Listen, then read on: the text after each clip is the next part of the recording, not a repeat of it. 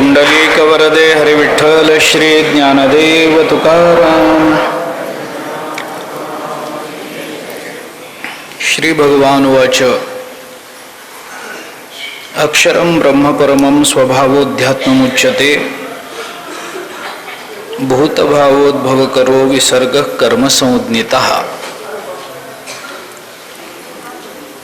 श्री चैतन्य प्रतिष्ठानच्या वतीने आयोजित या प्रतिवार्षिक प्रवचनमालेमध्ये या वर्षीच्या दुसऱ्या सत्राला आपण आरंभ करतो आहोत. श्रीमद भगवद्गीतेच्या 8व्या अध्यायाचा विचार आपण करतो आहोत.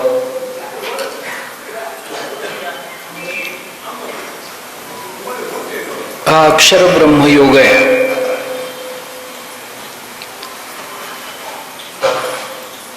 या अध्यायामध्ये भगवंतानी 7व्या अध्यायामध्ये अर्जुनाने विचारलेल्या किंवा भगवंताने अर्जुनाला सांगितल्यावरून अर्जुनाने काही प्रश्न भगवंताच्या समोर उपस्थित केलेत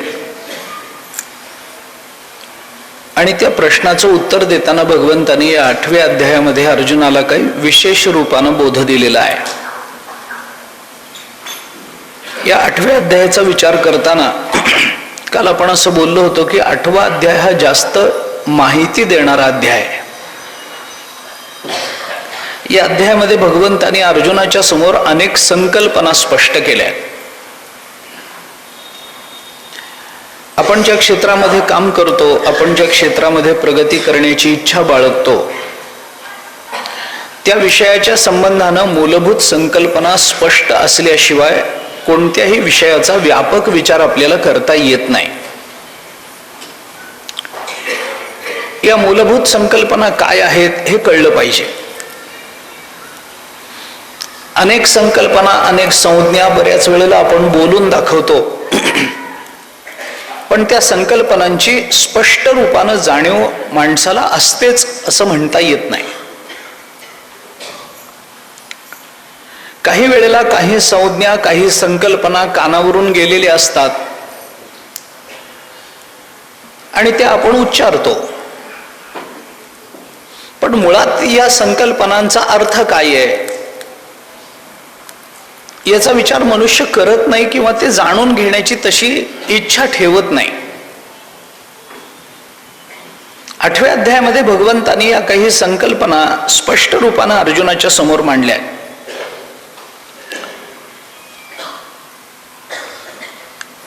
6 संकल्पनांचा विचार भगवंताने अध्यायामध्ये अर्जुनाच्या समोर मांडलाय.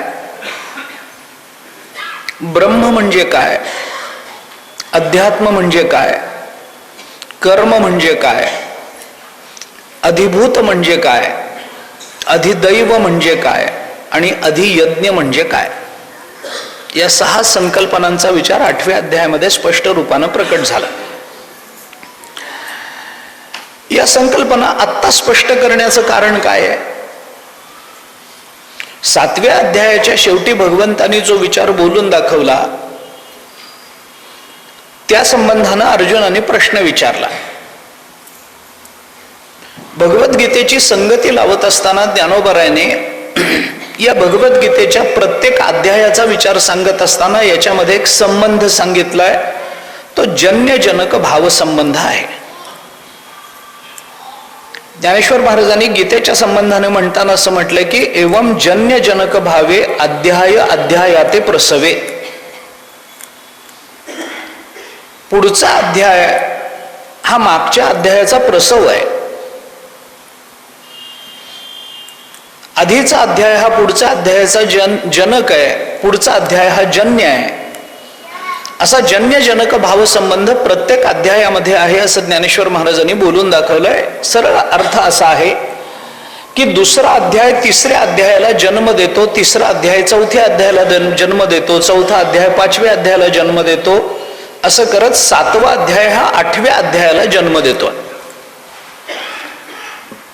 या 7व्या अध्यायाच्या शेवटी भगवंताने अर्जुनाला जो प्रश्न विचारला आहे त्या प्रश्नामध्ये भगवंताने अर्जुनाला सांगताना भगवंताने असं सांगितलंय की अर्जुना, जो पुरुष अधिदैव, अधिभूत, अधियज्ञ या सगळ्याची जाणीव करून घेतो आणि अधिदैव आणि अधिभूतासह मला जाणतो,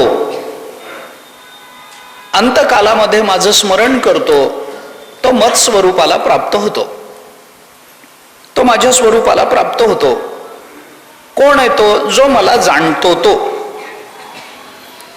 पण मला जाणतो म्हणजे नेमका कसा जाणतो? त्याला भगवंताने सांगितलं, साधिभूतादिदैव माम साधी यज्ञंच ते विदुहु. अधिभूत आणि अधियज्ञासह जो मला जाणतो, प्रयाण कालेपिच माम ते विदुर युक्त चेतसा. आणि अंतकालामध्ये हे सगळं जो जाणतो, तो अंतकाल कधी, अंतकालामध्ये जाणतो म्हणजे काय, असे प्रश्न अर्जुनाच्या मनामध्ये निर्माण झाले. भगवान अर्जुनाला असं म्हणाले होते की अधिदैव आणि अधियज्ञासह मला जो जाणतो तो.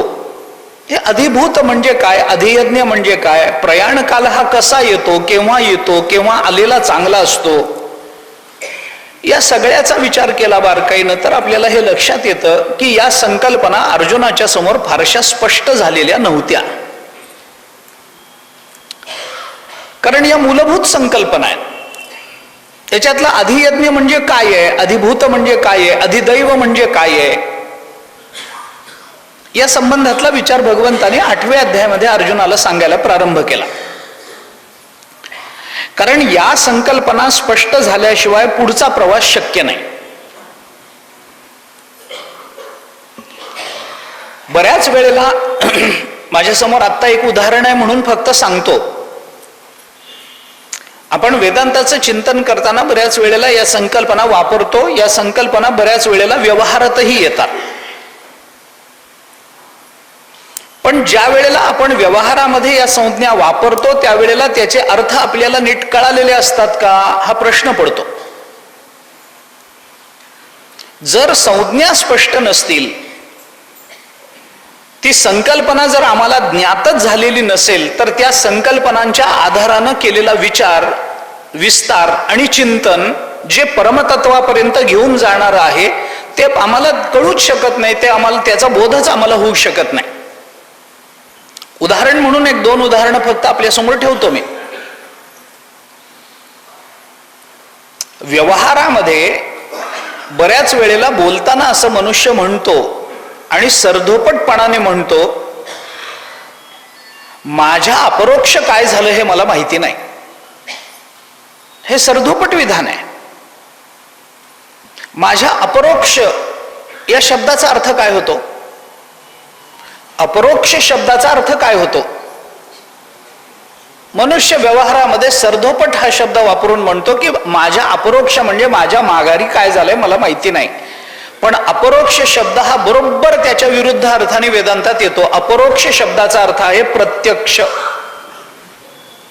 परोक्ष आणि अपरोक्ष हे 2 शब्द नेहमी आपण वेदांतामध्ये वापरतो. परोक्ष ज्ञान, अपरोक्ष ज्ञान.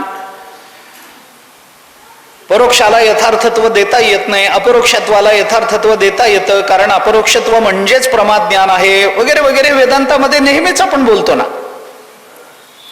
याच्यामध्ये अपरोक्ष हा शब्द जो आहे तो प्रत्यक्ष या अर्थाने वापरला गेला. आणि माणूस म्हणतो माझ्या अपरोक्ष काय झालं मला माहिती नाही. अरे तुझ्या समोर घडलंय तुला माहिती नाही असं कसं म्हणतोस? असं का होतं? संज्ञा स्पष्ट नसली की असे गोंधळ होतात. शब्दांचे अर्थ नीट कळाले नाहीत की असे गोंधळ होतात. संकल्पना स्पष्ट असल्या पाहिजेत.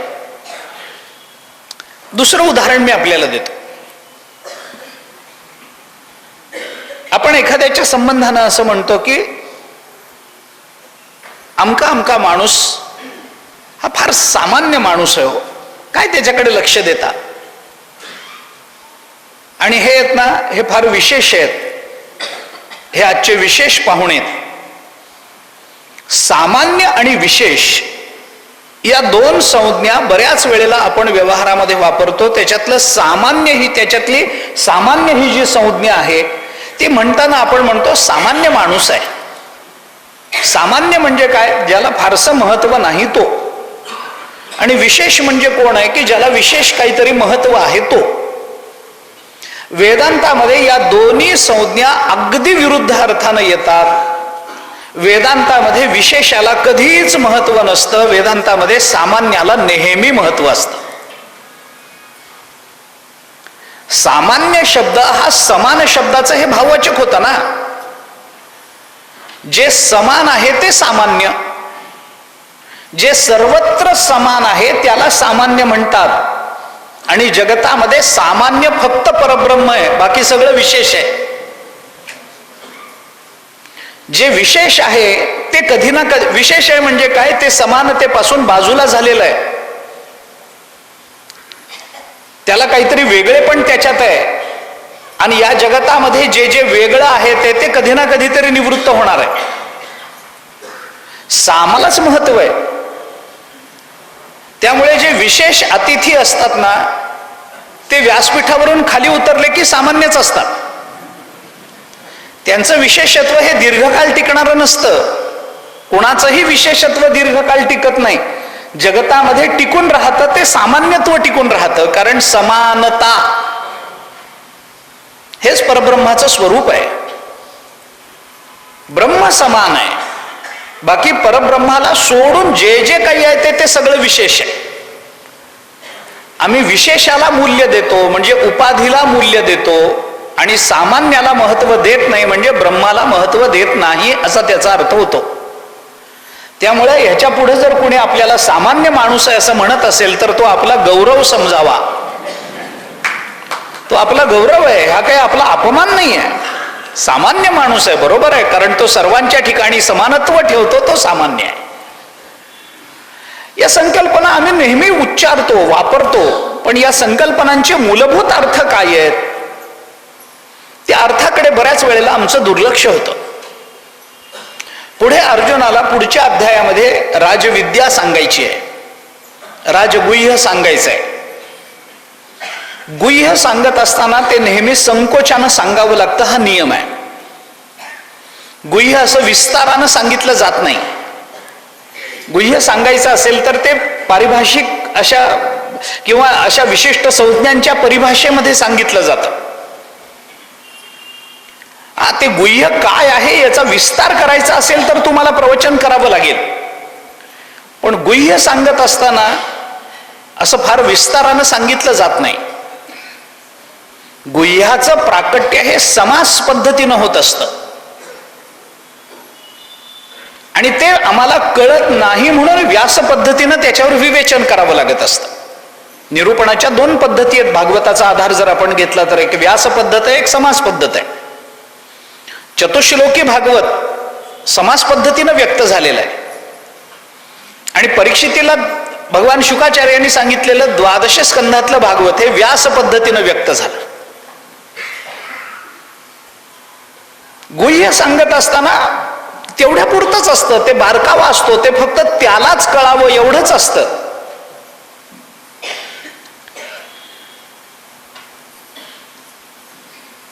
त्याच्याकरता विस्ताराची अपेक्षा नसते. राजविद्या राजगुह्य अर्जुनाला सांगायचंय ना, मग त्याच्याकरता संज्ञा स्पष्ट झाल्या पाहिजेत.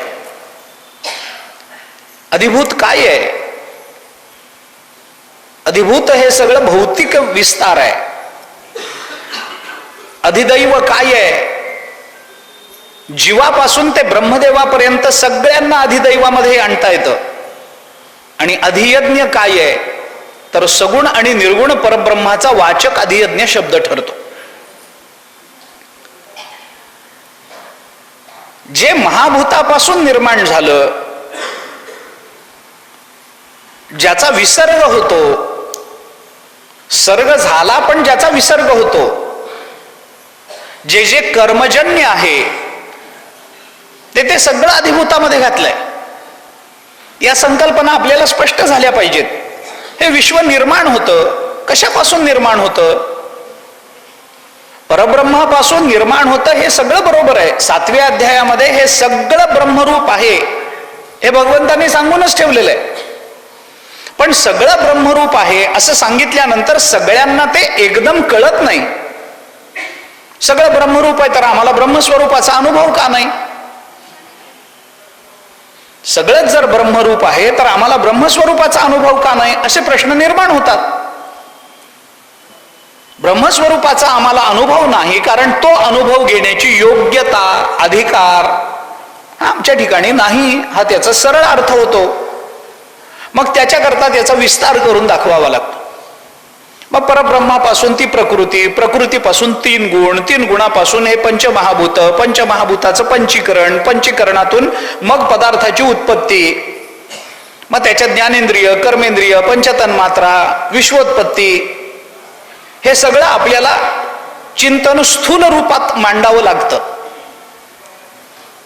आणि हे सगळं जेव्हा चिंतन सांगितलं जातं तेव्हा हे विश्व निर्माण झालं याचा बोध झाल्यानंतर, विश्व निर्माण झालं हे सांगण्यात, विश्वाची निर्मिती सांगण्यात कोणत्याही शास्त्राचं कधी तात्पर्य नसतं. त्याचा विसर्ग सांगण्यामध्ये शास्त्राचं तात्पर्य असतं. याच्याकरता उत्पत्ती चिंतन सांगणं हा अर्धवट विचार झाला. लय चिंतन हे त्याच्या नंतर येतं आणि त्याच्यानंतर सर्ग विसर्गाचा विचार पूर्ण होत असतो. महापुराणाचं लक्षण सांगताना भागवताने अत्र सर्ग विसर्गो हे सांगितलंच की नाही. हा सर्ग विसर्ग काय आहे? उत्पत्ती आहे. कशापासून उत्पन्न झालं हे सगळं? अधिभूताचा विचार करताना या सगळ्या गोष्टीचा विचार त्याच्यामध्ये अंतर्भूत आहे. कुठून निर्माण झालं हे सगळं? जयापासून सकळ महिमंडळ हे झाले, तो एक पंढरीचा राणा नये अनुमाना श्रुतीसी, हे तुकोबाराय बोलून दाखवतात. भगवंताने अर्जुनाला ज्ञानेश्वरीमध्ये बोलताना असं सांगितलं की बीजाची जाहले तरू का भांगाराची अलंकारू, तैसा मज एकाचा विस्तारू ते हे जग. हे जग माझ्यापासून निर्माण झालं. जन्माद्यस्य तोन्वयादितरतश्चार्थेष्व विज्ञस्वराट तेने ब्रह्महृदाय आदिकवये मुह्यन्ति यत्सूरयः तेजो वारिमृदाम यथा विनिमयो यत्र त्रिसर्गो मृषा धाम्ना स्वेन सदा निरस्तकुहकम सत्यम परम धीमहि. इथपर्यंत विसर्गाचा विचार पूर्ण होतो. जन्माद्यस्य यतः इथं सर्गाचा विचार आहे आणि सत्यम परम धीमहि हा विसर्ग आहे. एकाच श्लोकामध्ये जर भागवताचं चिंतन करायचं असेल तर सगळी लक्षणं या एका श्लोकामध्ये आपल्याला दिसून येतात. आपला तो मुद्दा नाही आहे.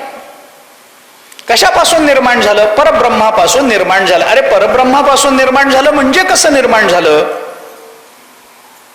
मग एकदम कळत नाही. परमात्माच जग रूपानं नटला.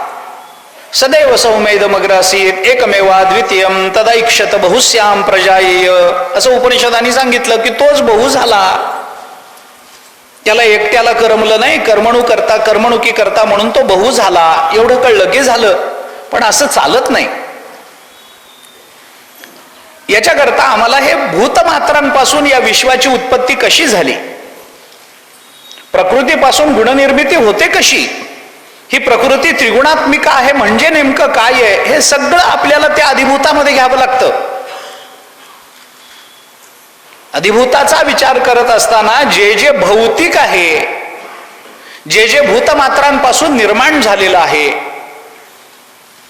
मग कसं निर्माण झालं भूतमात्रांपासून? मग पृथ्वी, आप, तेज, वायू, आकाश यांच्यापासून हे सगळं निर्माण झालं. मग यांचं पंचीकरण व्हावं लागेल. पदार्थाला जर स्थूल रूपत्व यायचं असेल तर पंचीकरणाशिवाय येणार नाही. त्याचं पंचीकरण व्हावं लागेल. मग ते पंचीकरणाची प्रक्रिया काय, हे सगळं अधिभूतामध्ये येतं.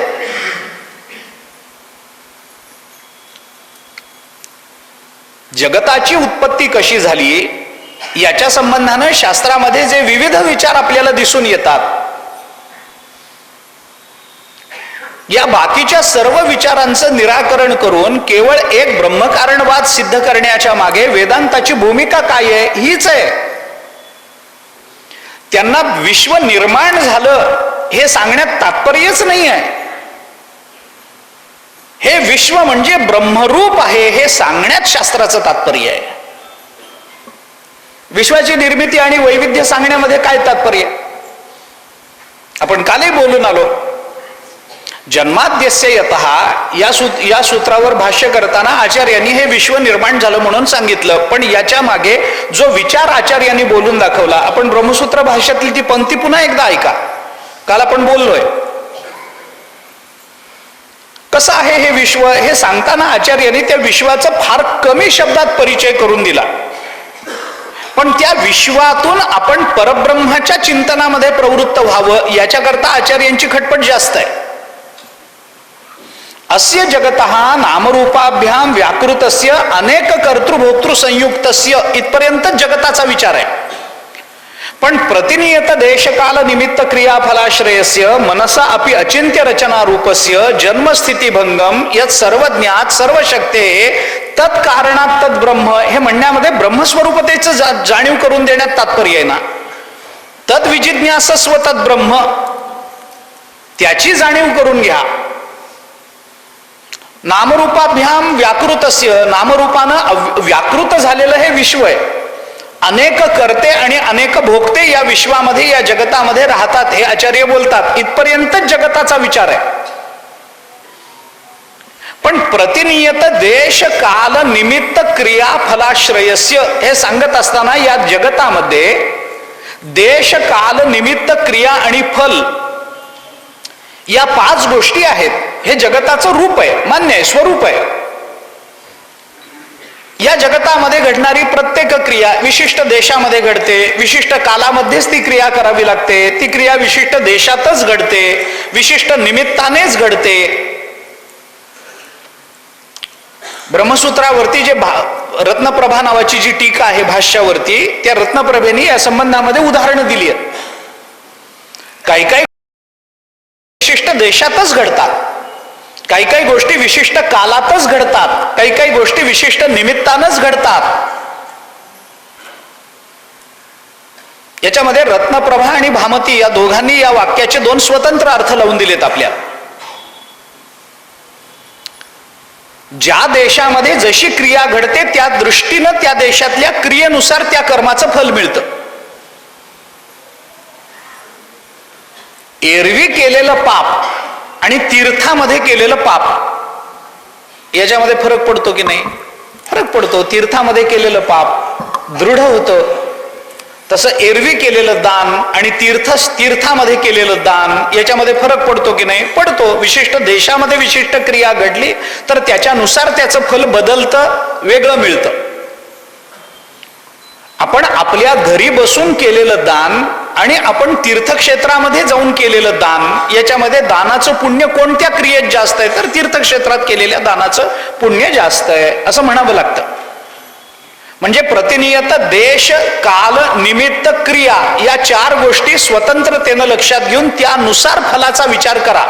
देशानुसार फलाचा विचार करा, कालानुसार फलाचा विचार करा, निमित्तानुसार फलाचा विचार करा, क्रियेनुसार फलाचा विचार करा, असं भामतीचं ह्याचं रत्नप्रभेचं म्हणणं आहे. भामतीकारांचं म्हणणं असं आहे की एवढा सगळा उपद्व्याप करूच नका. देश काल निमित्त क्रिया या सगळ्यांचा एकत्रित विचार करून फलाचा विचार करा, म्हणजे प्रश्न मिटून जातो. हे भामतीचं म्हणणं आहे. दोन्ही स्वतंत्र विचार आहेत, दोन्ही योग्य आहे. काही काही गोष्टी विशिष्ट देशात घडतात. आपल्याला जर केशर हवं असेल तर त्याच्याकरता काश्मीरलाच जावं लागेल. मराठवाड्यामध्ये केशर पिकवतो, जमत नाही, पिकत नाही, त्याच्याकरता काश्मीरला जावं लागेल. पण हुरडा खायचा असेल तर काश्मीरला काही मिळत नाही, त्याला मराठवाड्यातच यावं लागेल, तरच हुरडा चांगला मिळतो. नाहीतर म्हणजे विशिष्ट देशामध्ये विशिष्ट गोष्टीचं महत्व असतं, विशिष्ट कालामध्ये विशिष्ट गोष्टीचं महत्व असतं. एरवी केलेला नामजप आणि ग्रहण कालामध्ये केलेला नामजप याच्यामध्ये अंतर पडतं की नाही? का ग्रहणामध्ये आपल्याला नामजप करा म्हणून सांगतं शास्त्र? कारण त्या वेळेला केलेल्या नामजपाचं फल कोट्यावधी पटीनं अधिक मिळतं आपल्याला. तेवढा काल जो काही असेल, तास असेल, 15 मिनिटं असतील, 2 तास असेल, अर्धा तास असेल, जेवढा केवढा ग्रहणाचा काल असेल, स्पर्शापासून ते मोक्षापर्यंत म्हणा, अगदीच वेद पाळायचे नसतील तुम्हाला तर माझं काही म्हणणं नाही.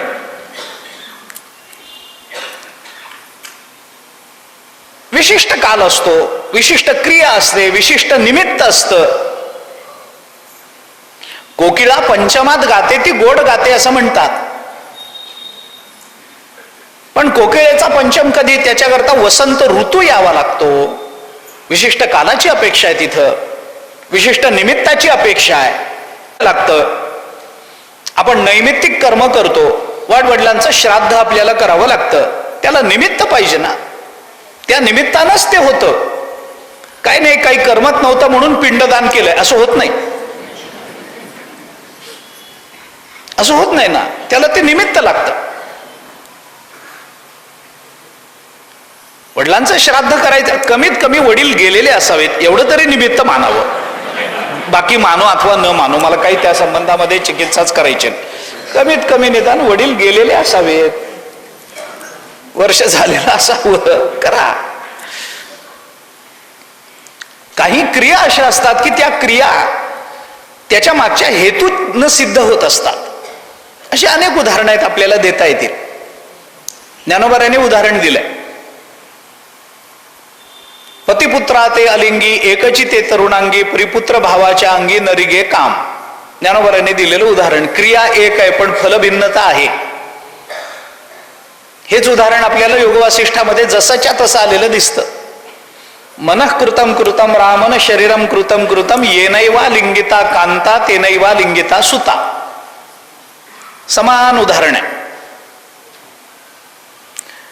स्त्री आपल्या पुत्राला आलिंगन देते आणि स्त्री आपल्या पतीला आलिंगन देते. या दोन्ही ठिकाणी आलिंगन देण्याची क्रिया जरी समान असली तरी फलसमानता नाही. कारण का? भावभिन्नतेत फलभिन्नता मानावी लागते. खुनी माणूसही हातामध्ये चाकू घेऊन पोट फाडतो आणि डॉक्टरही हातामध्ये चाकू घेऊन पोट फाडतात. पण डॉक्टरला ते करण्यात पुण्य आहे जर त्यांनी फी नाही घेतली तर, आणि खुनी माणसाला तर तुरुंगवास आहे. कारण का? क्रिया दोघांची एकच आहे पण त्याच्यामध्ये फरक आहे, तो भावभिन्नतेत आहे. भावभिन्नतेमध्ये फलभिन्नता अंतर्भूत असते. स्त्री जेव्हा पुत्राला आलिंगन देते तेव्हा तिच्या अंतःकरणात वात्सल्याचा भाव आहे. पतीला आलिंगन देताना तिच्या अंतःकरणात समर्पणाचा भाव आहे. समर्पण आणि वात्सल्य या भावाला अनुसरून फलभेद आपल्याला मानावा लागतो. नुसत्या क्रियेवर जाता येत नाही. त्यामुळे प्रतिनियत देश काल निमित्त क्रिया आणि फल एवढं झालं. आता मुद्दा हा नाहीये की हे सगळं वैविध्य या जगतामध्ये आहे. मुद्दा हा आहे की ज्या वेळेला भावभेदाने आम्ही एखादी क्रिया करतो, दोन व्यक्तींच्या संबंधानं केलेली एकच क्रिया जर आम्हाला फलभेद निर्माण करून देत असेल तर त्या फलभेदाच्या मागे कारण असणारा भावभेद हा कळतो कुणाला? क्रियेला कळत नाही, कारण क्रिया जड आहे. आम्हाला कळत नाही कारण आम्ही अज्ञ आहोत. कारण कोणतंही कर्म घडतं त्याचं कारणच मुळात अज्ञान आहे. धर्माधर्माचे टवाळ दावी अज्ञान जे का मूळ. सर्वधर्मान परित्यज्य या श्लोकावरचं भाष्य ज्ञानेश्वर महाराजांचं बघा. कोणतंही कर्माला कारण अज्ञानच आहे. अज्ञान असल्याशिवाय कृती घडतच नाही, अज्ञान असल्याशिवाय कर्म घडतच नाही. म्हणून तर ज्ञानाला कर्म नाही म्हणतात. त्याचं कारण तेच आहे, कारण तिथं अज्ञान नाही म्हणून कर्म परिणाम नाहीये. आम्हाला आमचा भावभेद आम्हाला कळत असला तरी आम्ही फलनिश्चिती करू शकत नाही. आम्हाला ते सामर्थ्य नाही जीवाला. कर्माला भावभेद कळावा तर कर्म जड आहे. जडाला काही कळत नाही. अर्थक्रियाकारित्व शून्य येते, त्याच्या ठिकाणी काहीच नाहीये. मग जर भावभेदाने फलभेद मानायचा असेल तर आम्ही केलेल्या दोन क्रियांमध्ये एकाच क्रियेचे दोन भिन्न भाव असतील तर हे भाव कळणार कुणाला? कळणार कुणाला? आम्हाला कळत नाही. कळलं तरी आम्ही फलभेद निर्माण करू शकत नाही, कारण आम्ही जीव आहोत. मीच माझ्या कर्माचं फल निश्चित करतो असं होत नाही. माझ्या कर्माचं फल निश्चित करणारं शास्त्र आहे. तस्मात शास्त्रम प्रमाणन्ते आपण काल बोललोय. म्हणजे फलभेदाचा विचार मी करू शकत नाही, कारण मी कर्ता आहे.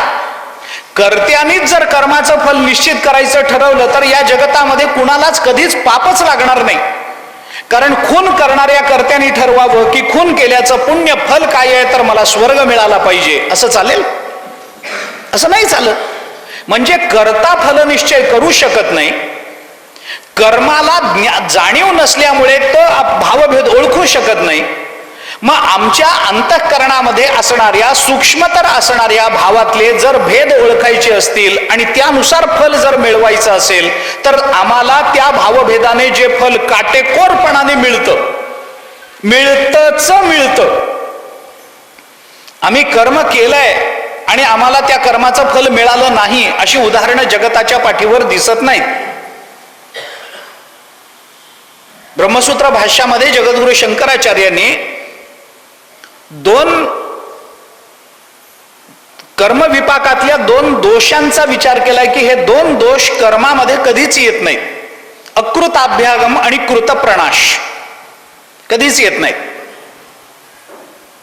आपला काय आपल्याकडे विशेष भारतीय संस्कृतीमध्ये, आपल्याकडे म्हणण्यामध्ये भारतीय संस्कृतीमध्ये कर्मविपाकाचा जो सिद्धांत मांडला गेला त्याच्या एवढी परिपूर्ण, परिपक्व आणि काटेकोर अशी दुसरी कोणतीही व्यवस्था आज तागायत या जगतामध्ये जन्माला आली नाही. याच्यात दोषच नाही. ही एक व्यवस्था आहे. कुठलाही असा आहे वेदांत दृष्टीने जर विचार केला ना तर कुठलाही भेद ज्या वेळेला अपरिहार्यतेनं मानावा लागतो तेव्हा त्या भेदाची स्वीकृती ही व्यवस्था असते. तो अज्ञानाचा परिणाम असतो हे जरी आपल्याला ज्ञात असलं तरी ती एक व्यवस्था आहे, ती भगवंतानी केलेली. कर्मविपाक ही एक व्यवस्था आहे. इतकी परिपूर्ण व्यवस्था आजपर्यंत दुसरीकडे कुठेही नाही. काय त्याला म्हणतात सिस्टीम काय त्याला अलीकडच्या भाषेमध्ये काय म्हणतात ते मला कळतही नाही, माहिती नाही. बस प्रोग्रामिंग. बस आता अनेक प्रोग्राम्स रोज कॉम्प्युटरवर निर्माण होतात, त्याच्यामध्ये काही ना काहीतरी दोष येत राहतात. म्हणून तर अपडेशन करावं लागतं. मोबाईल अपडेट करून घ्या, बग्स फिक्स करा म्हणतात ना. ते काय भाषा आहे, तांत्रिक भाषा आहे, मला माहिती नाही. तंत्रज्ञानाची भाषा मला कळत नाही. तांत्रिक कळते थोडी थोडी, तंत्रज्ञानाची कळत नाही. त्याच्यामध्ये ज्या अर्थी तुम्हाला अपडेट करावं लागत आहे त्याच्यामध्ये सुधारणा करावी लागते. सुधारणा कधी होते? दोष असतात म्हणून सुधारणा करावी लागते. कर्मविपाकामध्ये दोषच नाही. आजपर्यंत जगताच्या आरंभापासून ते आजपर्यंत कधीही कर्मशास्त्राचं अपडेशन आलं नाही. कर्मविपाकाचं अपडेशन नाही. ह्याच्यामध्ये थोडा दोष राहिलाय, कालांतराने हा दोष निवृत्त झालाय असं कर्मामध्ये आतापर्यंत कधी घडलंच नाही. कर्म केलं फल मिळालं नाही असं कधी घडलंच नाही. ज्या भावनेनं कर्म केलंय त्याच भावनेतून फळ मिळणार. ज्याने कर्म केलंय त्यालाच फल मिळणार. मग त्याच्यामध्ये कदाचित 4-2 जन्म जातील, 100 जन्म जातील, 1000 जन्म जातील, पण ते फल मिळाल्याशिवाय राहत नाही. अवश्यमेव भोक्तव्यम कृतम कार्य शुभाशुभम नाभुक्तम क्षीयते कर्म कल्पकोटी शतैरपी. मिळेलच मिळेल. जुनं झालं द्या सोडून नाही.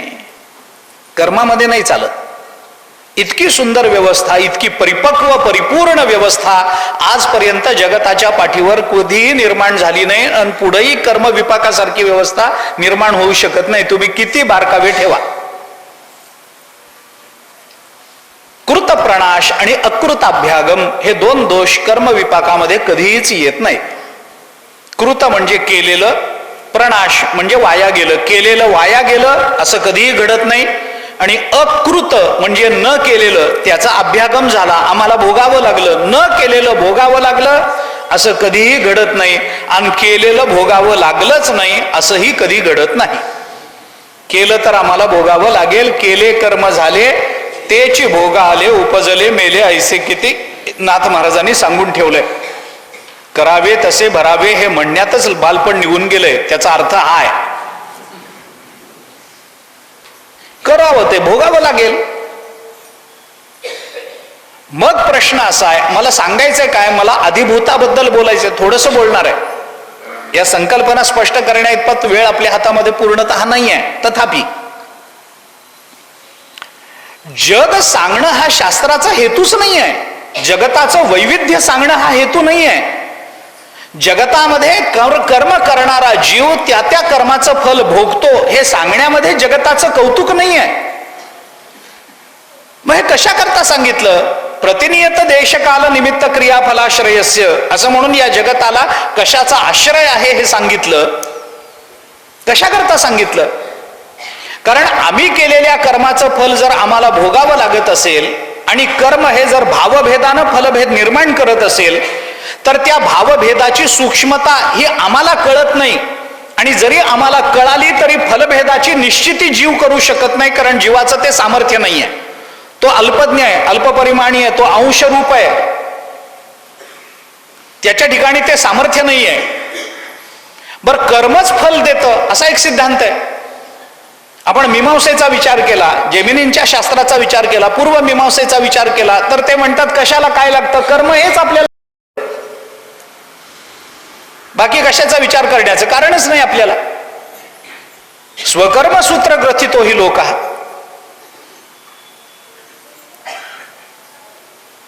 आमचं आम्हाला कळतं ते कर्मच आम्हाला फल देतं.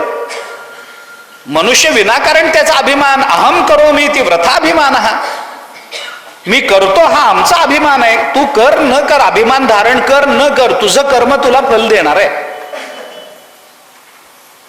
त्यामुळे वेदांताचा आक्षेप हाच आहे की कर्म फल कसं देईल? कारण कर्म जड आहे ना, जडाच्या ठिकाणी फल देण्याचं सामर्थ्य नाही आहे. मग आमचा भावभेद आणि आम्ही केलेल्या कर्माची जाणीव ही कुणाला तरी असली पाहिजे की ज्याला कर्म कळालं पाहिजे, कर्मातला भावभेद कळाला पाहिजे, कर्माचं फल कळालं पाहिजे आणि कर्माचा कर्ता कळाला पाहिजे. कारण केलेल्या कर्माचं फल हे जर आम्हाला 4-2 जन्मानंतर मिळणार असेल तर 4थ्या-5व्या जन्मामध्ये आम्ही कोण असू कुणाला माहिती? आम्ही कोणत्या योनीमध्ये जन्माला आलोय ते. 4 योनीनंतर जर माझा जन्म पशु योनीत होणार असेल, इतकं पाप जर माझ्याकडून झालं असेल तर या जन्मामध्ये केलेल्या कर्माचं फल 4 जन्मानंतर पशुयोनीमध्ये गेलेल्या मला मिळायचं असेल तर पशुयोनीमध्ये गेलेला मी आणि हा कर्म करणारा 4 जन्माच्या आधीचा मी, या दोन्ही मीची एकवाक्यता त्याला कळली पाहिजे. आणि असा कोण आहे? तर तो सर्वज्ञ असणारा परमात्मा एक आहे. म्हणजे प्रतिनियत देशकाल निमित्त क्रियाफलाश्रयस्य हे सांगण्यामध्ये जगताचं वैविध्य आणि कर्मफलाचा आश्रय करणं हे सांगण्यात तात्पर्य नाही. या कर्माच्या फल देणारा परमात्मा आहे हे सांगण्यात या जगताच्या वर्णनाचं तात्पर्य आहे. शास्त्र कधीही तत्वाला सोडून बोलत नाही. जो विस्तार झालेला असतो तो विस्तार हे तत्व कळावं म्हणून झालेला असतो. हे सगळं निर्माण झालं कशापासून निर्माण झालं? परब्रह्मापासून. परब्रह्म सांगणं हा हेतू आहे. त्यामुळे वेदांतांनी ब्रह्मकारण वादा व्यतिरिक्त अन्य कारणाचा निषेधच केला. मग त्याच्यामध्ये परमाणुवादाचा निषेध केला असेल, परिणामवादाचा निषेध केला असेल, जग उत्पन्न कसं झालं याच्यामध्ये भौतिकवादाचा निषेध झाला असेल, असत्कार्यवाद म्हणजेच परमाणुवाद म्हणजेच आरंभवाद या नैयायिकांच्या मताचा निषेध झाला असेल. मग निर्माण कसं झालं? एका परमात्म्यापासून हे निर्माण झालं हे सांगण्यात तात्पर्य आहे. जगताचा विचार, जगताचा विस्तार जेव्हा शास्त्र सर्ग विसर्ग रूपानं सांगतं त्यावेळेला त्याचा सर्ग सांगणं हे शास्त्राचं तात्पर्य नाही, त्याचा विसर्ग कशात होतो हे सांगण्यात तात्पर्य असतं. जगत सांगण्यात जगताचं महत्व नाही, जगत कशामध्ये विलीन होतं हे सांगण्यात शास्त्राचं तात्पर्य असतं. कशापासून निर्माण झालं? परमात्म्यापासून निर्माण झालं, मान्य. आता त्याच्या मागे विचार काय असेल तो असेल. ज्ञानोबारांनी म्हटलं ना भगवंताच्या मुखातून बोलताना, बीजाची जाहले तरू का भांगाराचे अलंकारू, तैसा मज एकाचा विस्तारू ते हे जग. बीजाची जाहले तरू हे म्हणण्यामध्ये भौतिक कारणवादाचा निषेधच आहे. भांगाराचे अलंकारू हे म्हणण्यामध्ये सांख्यांच्या परिणामवादाचा निषेधच केला गेला. तैसा मज एकाचा, या एक या शब्दातून परमाणुवादाचा म्हणजे नैयायिकांचा निषेधच झाला. जर तसं जर विचार करायचा झाला जगद उत्पत्तीच्या संबंधामध्ये तर भौतिक कारणवाद म्हणतो अरे हे सगळं निर्माण झालं, अचानकच निर्माण झालं. निसर्ग आहे हा. निसर्ग नाही, त्याच्याकरता निर्मिती व्हायची असेल तर त्याला कारण लागतं. तरु व्हायचं असेल तर त्याच्याकरता बीज लागतं. भौतिक कारणवादाचा विचार संपला इथे. परिणामवादामध्ये सांख्य म्हणतात की दुधाचं दही होतं त्या पद्धतीनं प्रकृतीपासून विश्व निर्माण झालं. पण दुधाचं दही होतं असं म्हणत असताना दुधाचं जे परिवर्तन होतं त्या दह्याला पुन्हा माघारी येणं नाहीये. भांगाराची अलंकारू हे म्हणत असताना अलंकार मोडला तरी पुन्हा त्याचा भांगारच होणार आहे, सोनच होणार आहे, याला माघारी येणं आहे. या विचारामध्ये